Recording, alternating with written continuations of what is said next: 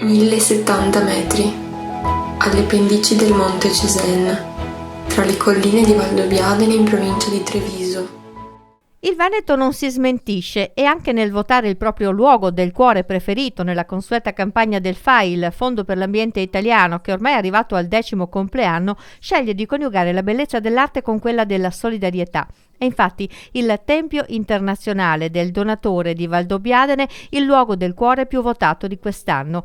Immaginato nel 1958 da Giovan Battista Cecchella, detto Titta, primo presidente dell'Avis di Valdobbiadene, insieme al cappellano della parrocchia di Valdobbiadene, Don Vittorio Gomiero, come simbolo di pace, dedicato a chi dona gratuitamente il sangue e non solo, curando i malati e salvando vite, è stato realizzato alle pendici del Monte Cesena, laddove durante la Prima Guerra Mondiale c'era una postazione austro-ungarica di cannoni che fronteggiava l'avanzata dei soldati italiani che si trovavano sul Montello e sull'antistante massiccio del Grappa. Non un luogo a caso, ma lì dove si erano versati sangue e odio per contrapporvi amore e pace. L'idea di realizzare il tempio è stata del consiglio direttivo dell'Avis di Valdobbiadene. L'amministrazione comunale donò alla parrocchia il cocuzzolo su cui sarebbe sorto il tempio, da dedicarsi al sangue preziosissimo di Nostro Signore e quindi al donatore di sangue. Il progetto fu affidato agli architetti Musini e D'Avanzo di Treviso e iniziò a prendere vita nel 1962.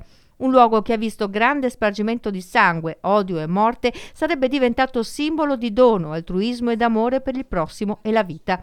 Per le fondamenta furono scelti i sassi del fiume Piave, sacro alla patria, teatro di sanguinose battaglie, dove venne versato moltissimo sangue dei soldati di ambedue i fronti. Alcuni anziani ricordano che i volontari sono andati a raccogliere le pietre nel Piave e le hanno portate sul monte con i buoi.